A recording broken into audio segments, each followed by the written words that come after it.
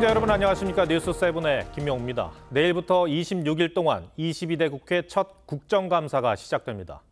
시작도 전에 걱정부터 앞서는 게 사실인데 국민의힘은 이재명 대표의 사법 리스크를, 민주당은 김건희 여사 의혹을 벼르고 있습니다. 수많은 고성과 국감 파행을 지켜보게 될 것 같습니다. 첫 소식은 최원희 기자입니다. 국회 법사위가 의결한 국정감사 일반 증인과 참고인 약 100명 가운데 김건희 여사 의혹 관련 인물들은 절반에 달합니다. 민주당은 전체 상임위가 총체적으로 나서서 김 여사 의혹을 끝까지 파헤치겠다는 입장입니다. 2년 6개월의 총체적 무능과 무대책, 김건희 국정농단 의혹의 실체를 추상같이 파헤쳐서 끝장을 내겠다는 각오로 임하겠습니다. 두 차례 거부권이 행사된 김 여사 특검법을 재추진하는 것은 물론 상설특검도 추진하고, 증인으로 채택된 김 여사와 어머니 최은순 씨가 불출석할 경우 동행 명령권도 불사하겠다고 했습니다. 운영위에서도 대통령실 기관 증인 30여 명을 대상으로 끝장 검증을 예고했는데 국감 마지막 날까지 탄핵 전국 분위기를 고조시키려는 의도로 풀이됩니다. 국민의힘은 이재명 대표 방탄을 하려는 야당 속셈에 말려들지 않고 민생에 집중하겠다고 했습니다. 그러면서도 다음 달 말 이 대표의 공직선거법과 위증교사 사건 1심 판결을 앞두고 사법 리스크를 부각할 기회로 삼는다는 전략입니다. 과거를 반추해보면 굵직굵직한 사건들이 꽤 있다, 이 말씀 드리고, 이재명 대표 민주당 지금 걸려있는 게 너무 많지 않습니까? 여당은 정부를 향한 공세가 집중되는 10월 위기설, 민주당은 이 대표 1심 선고가 나오는 11월 위기설에 대한 대응 전략을 고심 중입니다. 서로의 약한 고리를 부각시켜 정치적 우위를 점하려는 여야의 전략에 그 어느 때보다 치열한 정쟁 국감이 될 거란 우려가 벌써부터 나옵니다. TV조선 최원희입니다. 11.6 재보궐선거를 열흘 앞두고 도중에라도 끌어내려야 한다는 민주당 이재명 대표의 유세 발언이 논란입니다. 명시적으로 얘기하진 않았지만 윤석열 대통령에 대한 탄핵으로 해석될 수 있기 때문이죠. 당장 국민의힘에선 탄핵을 바라는 게 이 대표의 속내라고 지적했습니다. 황선영 기자입니다. 민주당 이재명 대표는 어제 인천 강화 지원 유세에서 말해도 안 되면 징치해야 하고 징치해도 안 되면 끌어내려야 한다고 말했습니다. 재보선에서 정권을 심판해야 하며 이걸로도 안 되면 도중에라도 끌어내려야 한다고 한 건데 윤석열 대통령을 겨냥한 발언으로 해석됐습니다. 선거를 기다릴 정도가 못 될 만큼 심각하다. 그러면 도중에라도 끌어내리는 것. 사흘 전 전남 영광 지원 유세에서 2차 정권 심판이란 표현을 쓴 데 이어 발언 수위를 더 높인 겁니다. 부산 지원 유세 중인 국민의힘 한동훈 대표는 대통령을 끌어내리겠다는 구호라고 즉각 비판했고, 나경원 의원은 이 대표의 탄핵 공세가 끝을 모르고 폭주하고 있다고 지적했습니다.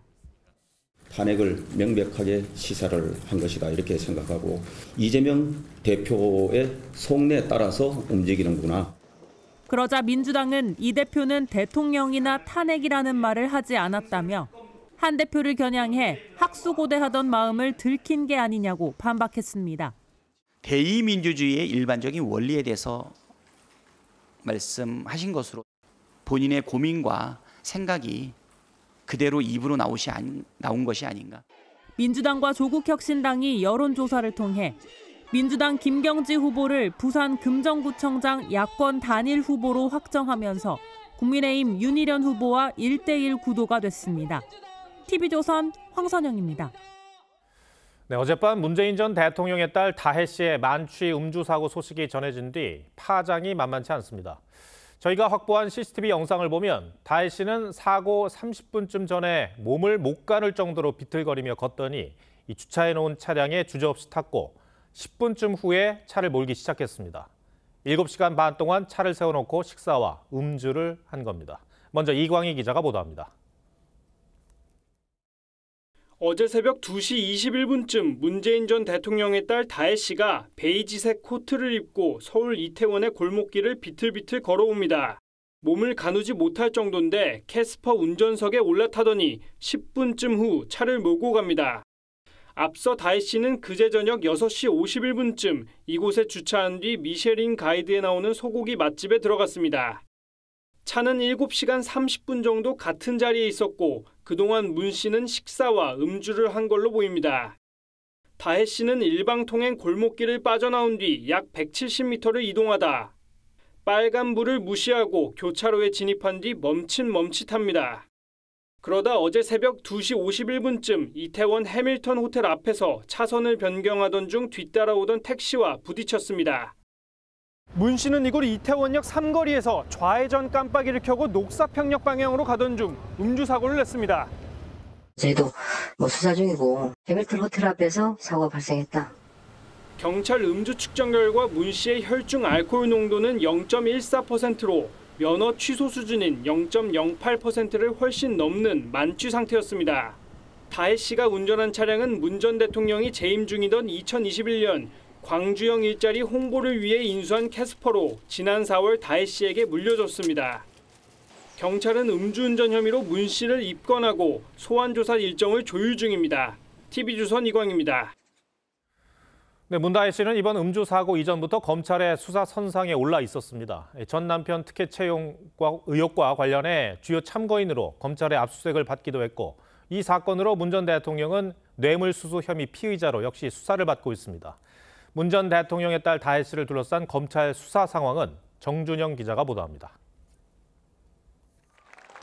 문다혜 씨가 2017년 대선 하루 전 문재인 전 대통령의 유세 현장에서 아버지의 가르침을 얘기합니다.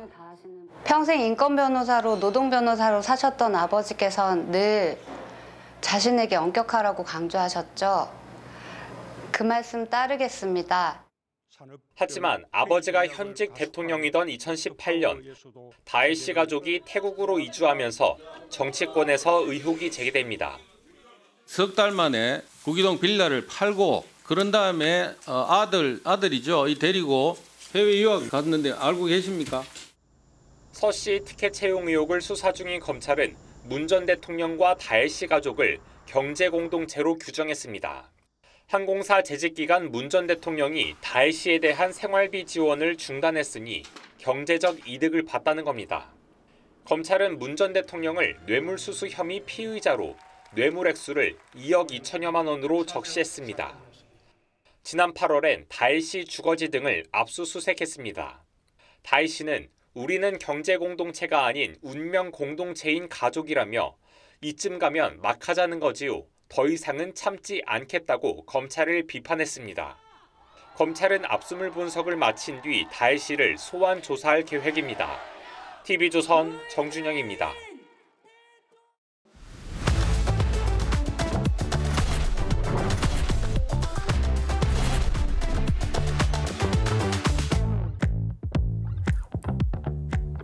네, 정치권 뒷얘기를 정치부 현장 기자들이 짚어드립니다. 여의도와 용산 사이 여용사 시간입니다. 정치부 이채림 기자 나와 있습니다.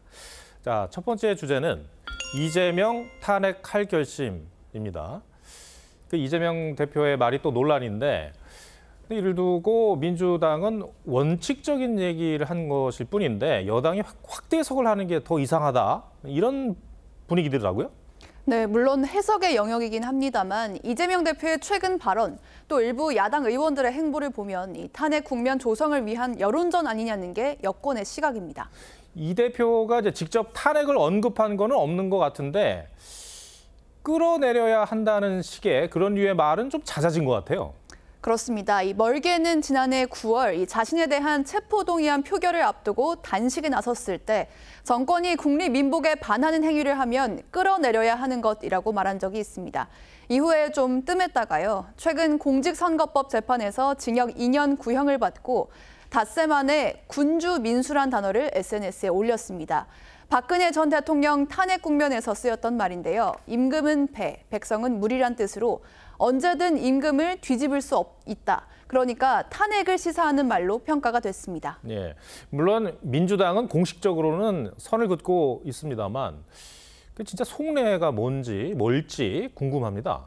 네, 만약에 이재명 대표가 다음 달 11월 1심에서 피선거권이 박탈되는 형이 나오고 이게 대법원까지 확정되게 되면 이재명 대표의 대권 출마 불가능해집니다. 유일한 해결책이 탄핵 같은 비상 상황이 발생해서 조기 대선을 치르는 건데 여권이 어제 이 대표 발언 역시 이 1심 선고를 앞둔 상황과 무관치 않다는 해석을 내놓고 있는 것도 바로 그 때문입니다. 한 야권 관계자는 손은 대고 싶지 않지만 코는 풀고 싶은 거 아니겠냐는 말로 이 탄핵을 바라보는 민주당의 분위기 전했습니다. 네, 알겠습니다. 자, 두 번째 주제는 음주운전은 살인 행위. 문재인 전 대통령 딸 다혜 씨 얘기죠? 네, 이 음주운전은 살인 행위, 이게 문 전 대통령의 과거 발언입니다. 이번 다혜 씨의 만취 사고 소식에 재조명되고 있습니다. 음주운전 사고는 실수가 아니라 살인 행위가 되기도 하고 다른 사람의 삶을 완전히 무너뜨리는 행위가 되기도 합니다. 네, 문재인 전 대통령으로서는 다른 사람도 아니고 자신의 딸 관련인데 참 난감하겠어요.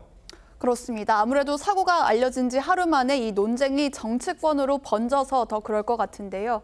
당장 국민의힘 추경호 원내대표, 음주운전은 살인 행위란 말에 다혜 씨도 예외가 될 수 없다면서 민주당의 입장 표명을 요구했습니다. 박찬대 원내대표의 반응까지 함께 준비해봤습니다.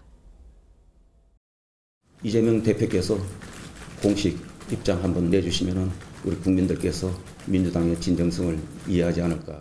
당의 입장 뭐 다른 게 있을 수 있을까요? 음주운전 해서는 안 될 일이죠. 네. 박찬대 원내대표는 이제 원론적인 그런 입장을 밝혔는데 당의 공식 입장은 없는 거죠? 네, 없었습니다. 아무래도 이 전직 대통령의 딸의 문제인데다가 2004년 이재명 대표도 음주운전으로 벌금 150만 원을 선고받은 적이 있어서 반응하기가 쉽지 않은 측면이 있을 것 같습니다. 민주당 지지자들 반응은 어떻습니까? 네, 지지 성향에 따라 온도차가 보입니다. 일부 지지자들은 검찰의 괴롭힘이 얼마나 심한지 느껴진다 이렇게 옹호성 글을 올리기도 했지만 이재명 대표 팬카페 등에는 조용히 좀 살아라, 도움이 안 된다는 등 공격적인 반응도 적지 않습니다.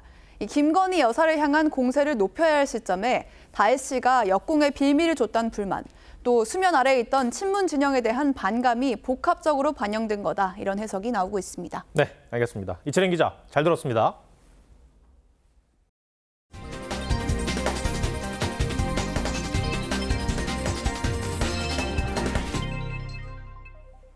정부가 의대생 집단 휴학은 허용하지 않는다고 다시 한번 못 박았습니다. 그러면서도 길은 열어뒀는데 내년 복귀를 약속하고 학칙에 있는 사유일 경우에는 휴학을 승인하기로 했습니다. 박재훈 기자가 보도합니다. 8개월째 수업을 거부 중인 의대생들은 동맹 휴학을 승인해달라고 요구해왔습니다. 정부는 이는 정당한 휴학 사유가 될 수 없어 받아들일 수 없다는 기존 입장을 다시 강조했습니다. 대신 제한적인 경우에 한해 개별 휴학은 허용하기로 했습니다. 2025학년도 시작에 맞추어 복귀하는 것을 전제로 휴학 의사 및 개별적 개인적 휴학 사유 여부, 복귀 시점을 확인하는 절차를 추가하였습니다. 내년도 복귀를 약속하고 학칙에 정한 휴학 사유 증빙 자료 등을 내면 올해 휴학을 승인한다는 겁니다. 이를 충족하지 않으면서 복귀를 하지 않을 경우 유급과 재적이 불가피해집니다. 복귀와 미복귀를 가르는 시점이 언제인지는 밝히지 않았습니다. 적어도 연말이나 지나야지만 그래야지만 적어도 이런 복귀라든지 미복귀 이런 부분들이 나올 수 있고요. 다만 정부는 휴학 승인에 앞서 자발적인 복귀가 우선이라며 의대생 설득에 노력하겠다는 입장입니다. 하지만 서울대를 제외한 국립대 의대 9곳에서만 전체 휴학계의 6.9%가 이미 승인됐고 보류 중인 휴학계도 4,300건이 넘어 학사 혼란은 이어지고 있습니다. 이에 정부는 의사 국가시험 시기 등도 못 박지 않고 상황에 따라 유연하게 시행한다는 방침입니다. TV조선 박재훈입니다. 한 유제품 대리점에서 불이 났습니다. 충전 중이던 전동카트에서 불이 시작된 걸로 추정되는데 이런 전동카트가 전국에 만여 대 있는 만큼 관리도 필요해 보입니다. 김다루 기자입니다. 시뻘건 불길이 치솟고 검은 연기가 쉴 새 없이 뿜어져 나옵니다. 소방관들이 진압에 나섰지만 불길은 좀처럼 잡히지 않습니다. 어제 오후 4시 반쯤 전북 전주시의 한 유제품 대리점에서 불이 났습니다. 화로 터지는 거 있죠? 그런 식으로 나머지 갑자기 거기서 뻥뻥 거리고 막 1분 다녔죠. 이 불로 인명피해는 발생하지 않았지만 건물 일부와 보관 중인 유제품 등이 모두 불에 탔습니다. 입구 주변에서 시작된 불은 순식간에 건물 전체로 번졌습니다. 소방당국은 배달용 전동 카트에서 불이 시작된 것으로 보고 있습니다. 지난 2014년 처음 도입된 이 전동 카트는 하부에 리튬이온 배터리 팩을 장착하고 있습니다. 그렇죠. 전동차 있잖아요. 거기서 시작된 것 같은데 오늘 경찰이랑 합동조사하러 갔어요. 4년 전 부산과 경남 창원에서도 이와 비슷한 전동카트 화재 사고가 발생했습니다. 전국에 보급된 유제품 전동카트는 만여 대. 언제든 유사한 사고가 날 수 있는 만큼 철저한 관리가 필요해 보입니다. TV조선 김다로입니다. 어젯밤 서울 하늘을 수놓은 불꽃들의 시선을 뺏기셨죠. 이 축제에 100만 명의 인파가 몰려서 걱정도 있었는데 시민들이 질서를 잘 지키면서 다행히 안전사고 없이 마무리됐습니다. 또 본인 자리를 스스로 치우는 분도 많았지만 그렇지 않은 사람들 때문에 곳곳에는 쓰레기들이 벌어져 있었습니다. 주원진 기자가 둘러봤습니다. 3, 2, 1, 발사! 밤하늘로 불꽃이 빠르게 올라가더니 펑소리와 함께 발화하면서 서울 하늘을 노랗게 물들입니다. 20번째로 열린 서울 불꽃 축제가 성황리에 진행됐습니다. 축제에는 한국, 미국, 일본 3개국이 참가해 2시간 동안 10만 발의 오색 불꽃으로 가을 하늘을 수놓았습니다. 놀러 나왔는데 재밌게 논 만큼 외국인들도 많이 왔던데 어제 축제엔 역대 최대인 100만 명이 참석했는데 경찰 2,400여 명, 환하 측 안전요원 3,400여 명이 축제 퇴장 시 인파가 한 곳에 몰리지 않도록 통제했습니다. 현재 책강역 내부가 매우 혼잡하오니 여의도 서울 시민의 10분의 1이 이른바 명당 자리에 몰렸지만 별다른 사고는 일어나지 않았습니다. 다만 축제가 끝난 후 산처럼 쌓인 쓰레기는 오개티였습니다. 주변에 쓰레기장과 분리수거 장이 있음에도 불구하고 바닥에 버리는 것 자체가 조금 잘못된 생각인 것 같고 올림픽대로와 강변북로는 불법 주정차로 인해 2시간 가까이 몸살을 앓았습니다. TV조선 주원진입니다. 요즘 모기 소리가 밤잠을 설치게 하고 있습니다. 여름에 없던 모기가 오히려 선선해진 가을에 더 많아진 것 같은데요.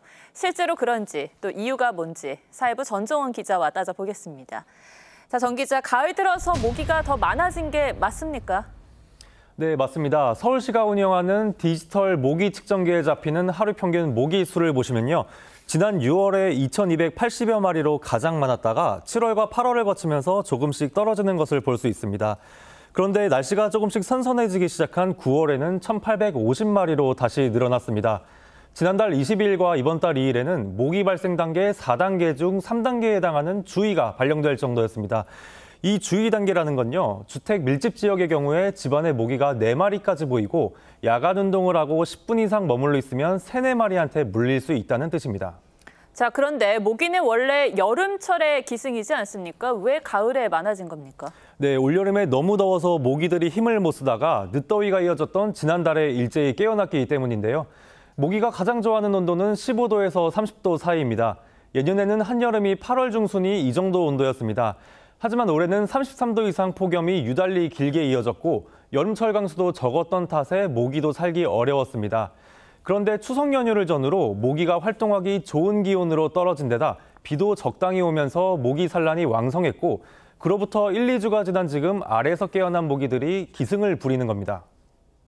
비가 내리고 기온이 올라감으로써 모기들은 가을이라고 생각 안 하는 거죠. 9월 중순에 집중적으로 번식을 하다 보니까 예년에 비해서 이제 많이 잡히게 된 것입니다. 그러니까 이것도 지구 온난화의 여파를 볼 수가 있겠습니다. 그런데 단순히 모기가 많아진 것 말고 혹시 개체 종류에는 문제가 없습니까? 네, 이 일본 내용을 옮기는 작은 빨간집 모기도 덩달아 많아지고 있습니다. 일본 뇌염은 감염될 경우에 발열, 두통부터 심할 경우 정신착란까지 나타날 수 있는 법정 전염병입니다. 전체 채집된 모기 중에 이 작은 빨간집 모기의 비중도 점차 늘어서 9월 첫째 주엔 이 절반 이상이 일본 뇌염 모기였습니다. 네, 주의해야겠군요. 그러면 모기가 기승을 부리고 있는 요즘 대비할 수 있는 방법이 있습니까? 네, 서울시는 모기 발생 단계가 주의 이상일 경우 집에선 창문을 열어 환기하는 걸 자제하고 특히 아기 침대에선 모기장을 사용할 것을 권고하고 있습니다.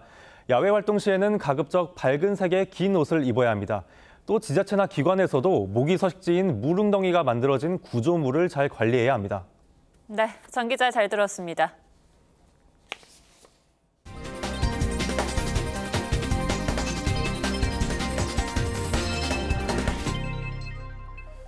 네, 군 인력난이 심각하다는 얘기는 저희도 몇 차례 전해드렸는데 이를 단적으로 보여주는 지표가 확인됐습니다. 지난해 군을 떠난 육군 부사관이 새로 임관하는 부사관보다 더 많아진 겁니다. 왜 이런 상황이 된 건지 차정승 기자가 취재했습니다. 군인 관사로 사용되는 아파트 벽면에 시커먼 곰팡이가 가득합니다. 솔로 문질러보지만 지워지지 않습니다. 또 다른 군 관사에선 폭우로 새는 빗물에 천장 벽지가 축 늘어졌습니다.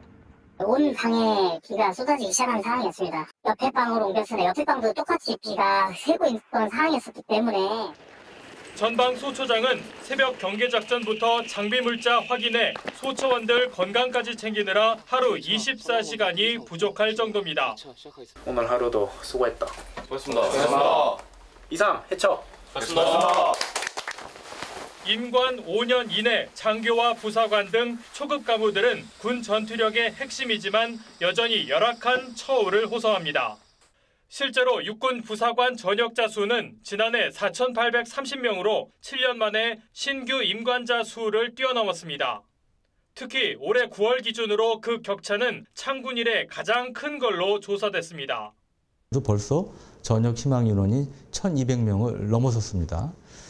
이런 추세로 볼 때 올해 말까지 역대 최대 기록을 세울 것으로 예상이 됩니다.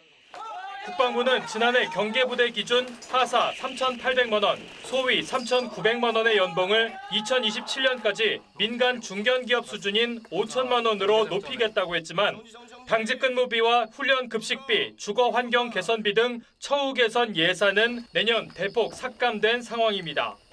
TV조선 차정승입니다. 지난해 국정감사 때 문재인 정부 당시 한국문화예술위원회가 이 반국가단체로 규정된 단체가 참여하는 문화제에 국비 1억 원을 지원했던 사실이 지적됐었는데 당시 지원 과정에서 일부 규정까지 바꿨던 것으로 드러났습니다. 지원금 환수 통보를 받고도 버텨오던 한국문화예술위원회는 국감을 앞두고 문제가 다시 불거지자 뒤늦게 환수 조치에 나섰습니다. 정민진 기자가 취재했습니다. 한국문화예술위원회는 지난 2019년부터 2022년까지 4년 동안 저총련 산하단체인 후쿠오카 조선가무단이 참여하는 문화제 등에 총 1억 2,100만 원을 지원했습니다. 그런데 문회의가 사업 공모 과정에서 필수 제출 서류였던 북한 주민 접촉 신고서를 2020년부터는 선택 사항으로 바꾼 사실이 새롭게 확인됐습니다. 문화재 주관업체는 통일부에 사전 접촉 신고를 하지 않았고 이 때문에 당초 규정대로라면 사업 지원 자격을 얻지 못했을 것으로 추정됩니다. 문체부는 지난 1월 담당자 문책과 보조금 환수 조치를 통보했습니다. 업체로부터 소송을 당할 수 있다는 이유로 환수가 어렵다며 버텨온 문회의는 지난 8월 말에야 환수를 추진하겠다고 입장을 바꿨습니다. 감사 조치를 이행하지 못하고 오히려 피감기관에 끌려다닌 겁니다. 때만 되면 하고 마는 요식행위라고 불신하시면 안 되지 않겠습니까? 문회의는 보조금 환수 가능성을 검토하다 먼저 환수 결정을 하는 게 맞다고 판단했다며 연말까지 환수하겠다고 밝혔습니다. TV조선 정민진입니다. 1년 전 하마스가 이스라엘을 기습 공격하며 시작된 전쟁이 멈추지 않고 있습니다. 계속된 포성에 지금까지 4만여 명이 목숨을 잃었습니다. 이스라엘이 친이란 세력을 향해 전방위 공격에 나서면서 제5차 중동전쟁 직전까지 와 있는 상황입니다. 먼저 이정민 기자가 가자 전쟁 1년을 맞은 중동 상황을 보도합니다. 폭발과 함께 거대한 화염이 치솟더니 사방으로 불꽃이 튑니다. 이스라엘이 헤즈볼라 지휘본부가 있다며 접경지 빈트지 베일과 수도 베이루트 내 병원을 잇따라 공습했습니다. 사흘 동안 의료인 50명이 숨졌고 3주도 안 돼 레바논에서만 10,000명에 가까운 사상자가 발생했습니다. 이스라엘은 현지 시간 6일 가자 지구에 있는 모스크를 공습해 117명의 사상자가 발생했습니다. The war continues to shatter lives and inflict profound human suffering for Palestinians in Gaza and now the people of Lebanon. Time to silence the guns. 전쟁 1년이 지난 현재 가자 지구 상황은 더 처참합니다. 사망자만 4만 명 이상, 인구 90%가 피란길에 올랐고 어린이 5만 명이 영양실조라는 집계가 나왔습니다. 하지만 친이란 세력에 대한 이스라엘의 공격은 멈출 기미가 없습니다. As Israel fights the forces of barbarism led by Iran, all civilized countries should be standing firmly by Israel's side. Israel will win with or without their support. 이스라엘이 이란의 핵과 석유 시설을 실제로 공격한다면 5차 중동 전쟁의 시작이란 관측입니다. TV조선 이자우민입니다. 전쟁이 길어지면서 세계 곳곳에서 휴전을 촉구하는 대규모 시위가 이어지고 있습니다. 어제는 런던 한복판에 4만 명이 모여 팔레스타인 대량 학살을 멈추라고 외쳤습니다. 황정민 기자입니다. 팔레스타인 국기를 들고 있는 시위대 사이로 최루가스가 자욱하게 퍼져나갑니다. 분노한 시위대가 돌과 화염병을 던지자 경찰은 물대포를 쏘며 전진합니다. 가자지구 휴전을 촉구하는 반이스라엘 시위가 전 세계 곳곳에서 격렬해지고 있습니다.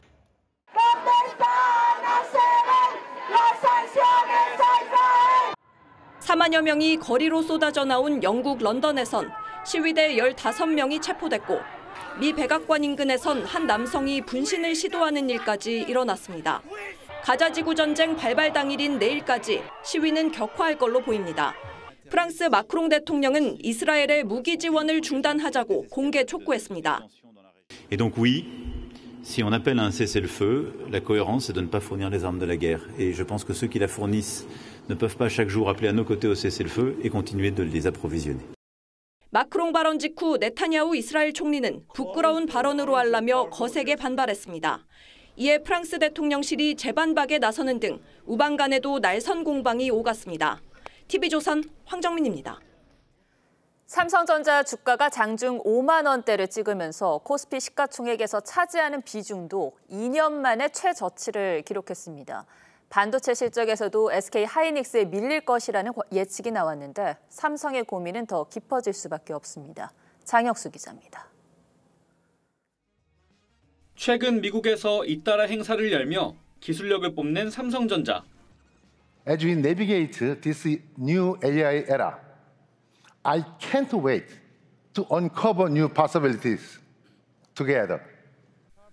하지만 상황은 좋지 않습니다. 9월 유가증권 시장의 삼성전자 보통주 시가총액 비중은 18.61%. 2022년 10월 이후 2년 만에 최저 수준으로 축소됐습니다. 실제 지난주 삼성전자 주가가 장중 한때 6만 원이 깨지며 5만 전자를 기록하기도 했습니다. 삼성전자는 반도체 위탁 생산 분야인 파운드리에서 세계 1위 TSMC와 격차가 더 벌어지고 있습니다. AI 분야에 필수적인 고대역폭 메모리 HBM에서도 SK 하이닉스에 밀려 두각을 나타내지 못하고 있습니다. 시장의 전망도 암울합니다. 자칫 삼성전자가 메모리 분야 1위 자리를 빼앗길 수 있다는 우려도 나옵니다.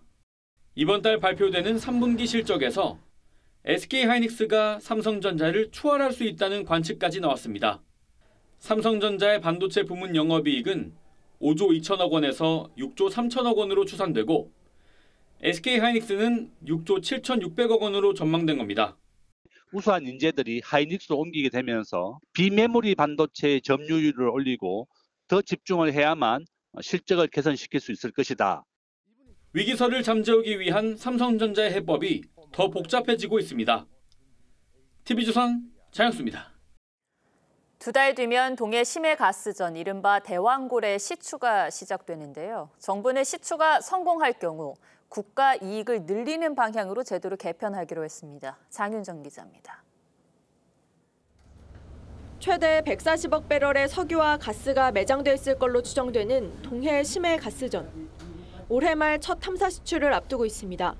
기술자문위원회는 전반적으로 유망 구조 도출은 합리적으로 수행되었다고 평가하였고 석유공사가 1차 공시추 대상으로 잠정 선정한 위치는 적정하며 정부는 대왕고래 개발이 성공할 경우 국가의 몫을 늘리기 위해 투자 수익 배분 방식을 개선하기로 했습니다.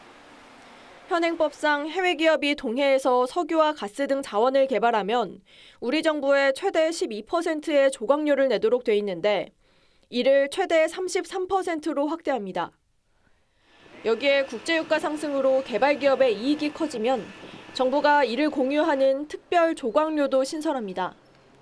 동해 심해가스전은 대규모 투자 비용이 필요하고 우리나라는 심해 유전 개발 경험이 없기 때문에 해외 투자가 필수적인 상황입니다. 시추 위치를 정확히 잡는 것도 저희는 기술이 안 해본 거죠. 그러니까 전 세계적으로 심해 광고 같은 경우는 주요 메이저 기업들 중심으로 이루어져 왔기 때문에 해외 기업의 수익 독식을 방지하기 위한 특별 수당도 공식 도입됩니다. 광구 개발 계약에 서명할 경우 서명 특별 수당을, 원유나 천연가스를 발견할 경우 발견 특별 수당을 거둘 수 있습니다. 정부는 이런 내용을 담은 해저광물 자원개발법 시행령 개정안을 입법 예고했습니다. TV조선 장윤정입니다.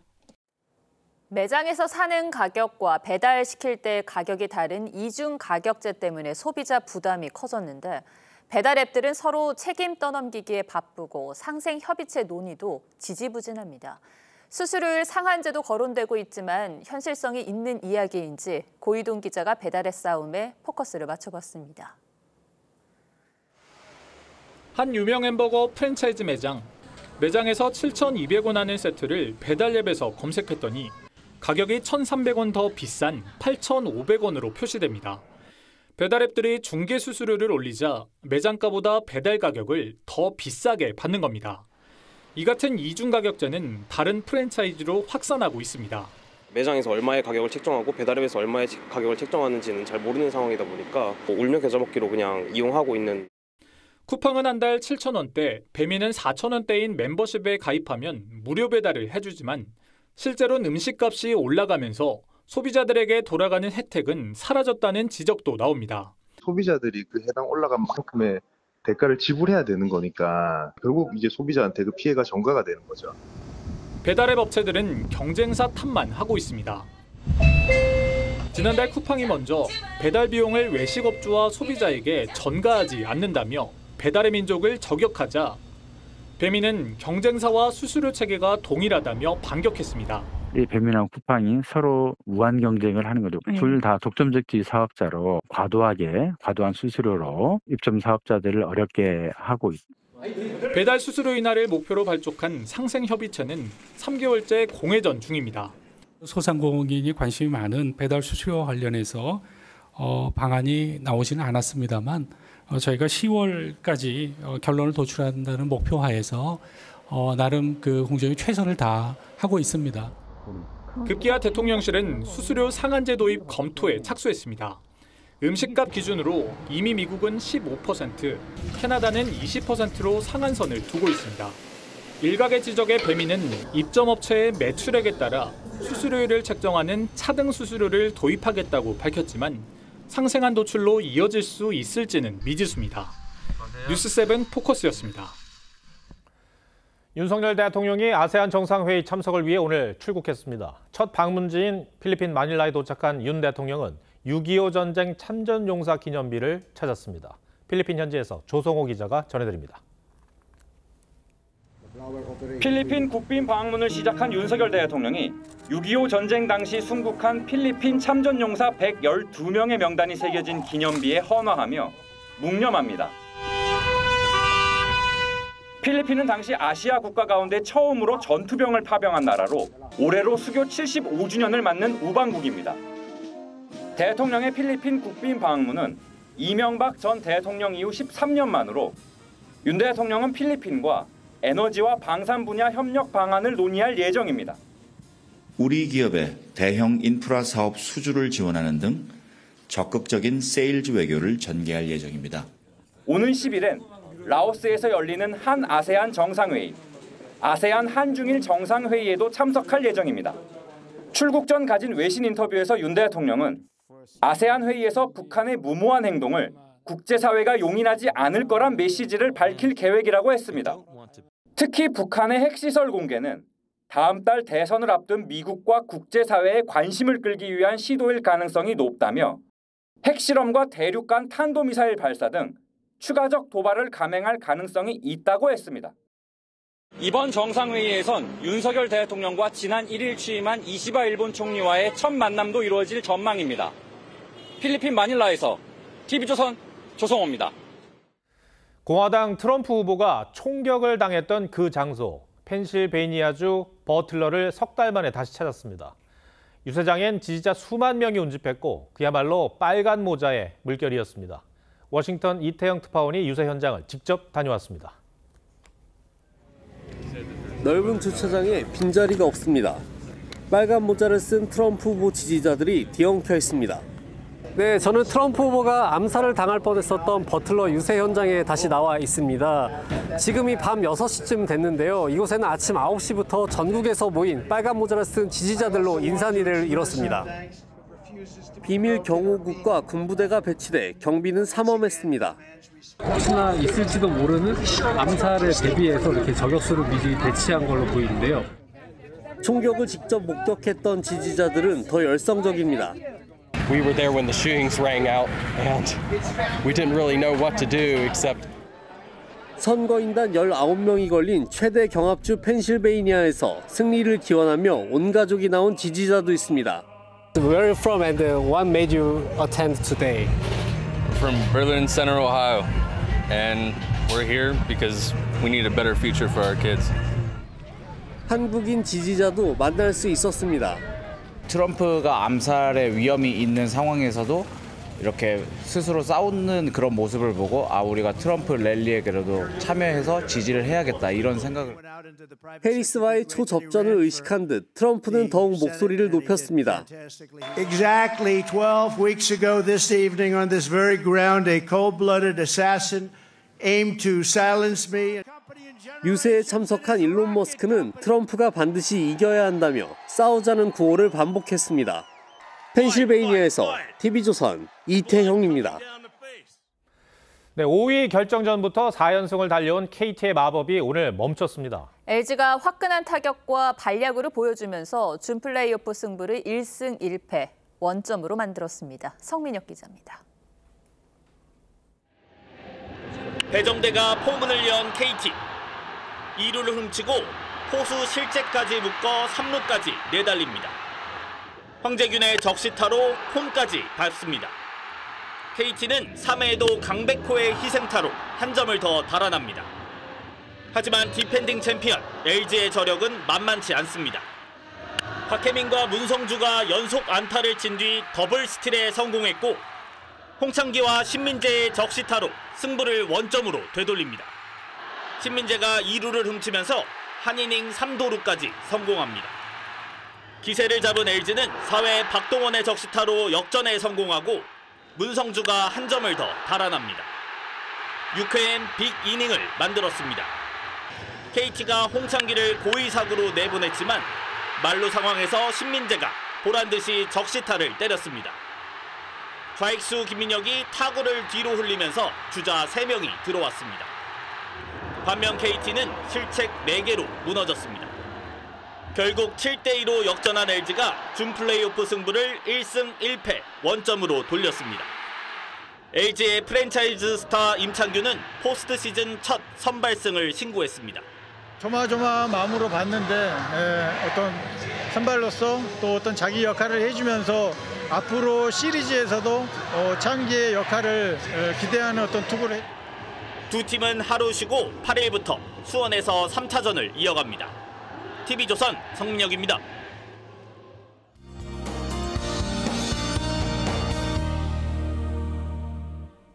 맑고 쾌청했던 어제와 달리 오늘은 흐린 가운데 전국 곳곳에 가을비가 내렸습니다.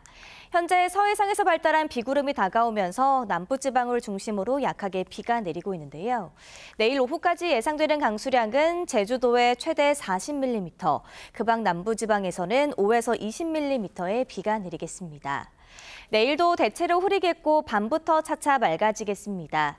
내일 아침까지는 경기와 강원 내륙을 중심으로 짙은 안개가 끼겠습니다. 내일 아침 기온은 오늘보다 2, 3도 정도 높겠습니다. 서울과 대전 14도, 대구 15도로 시작하겠고요. 내일 낮 기온은 오늘과 비슷하겠습니다. 서울과 강릉 23도, 광주 21도 예상됩니다. 한글날인 수요일 강원 영동과 제주도에 비가 내리겠고요. 그 밖에 내륙 지역은 대체로 맑겠습니다. 날씨였습니다. 이틀 전 출근길에 북한이 하루가 멀다고 날려보내는 오물풍선을 직접 보았습니다. 뉴스를 통해서만 접했는데 청명하기만 한 가을 하늘에 2개가 떠 있더군요. 불쾌했습니다. 아니나 다를까 그날 남양주시에 있는 아파트 옥상에 떨어져 불이 났다고 합니다. 항상 드는 생각은 저 안에 치명적인 뭔가가 들어있으면 어쩌나 하는 불안감입니다. 북한은 우리 국민들이 저런 공포를 느끼길 바라고 있을 겁니다. 문득 한창 전쟁 중인 이스라엘이 떠올랐습니다. 명백히 공격은 하마스가 먼저였고 이에 맞서는 이스라엘 역시 잔인하다는 비판을 받긴 하지만 자신들의 국민을 지키려는 그 국방력은 놀랍다는 반응이 많습니다. 그런데 더 무서운 건 반전 시위를 하면서도 실제 적들의 공격 앞에선 똘똘 뭉치는 이스라엘 국민입니다. 북한은 풍선이나 날려보내지 우리를 향해 미사일을 쏘진 않을 거라고 장담할 수 있을까요? 전쟁은 절대로 일어나서는 안 되지만 이스라엘의 국민의식만큼은 우리에게 가장 필요한 무기라고 생각합니다. 시청해주셔서 고맙습니다.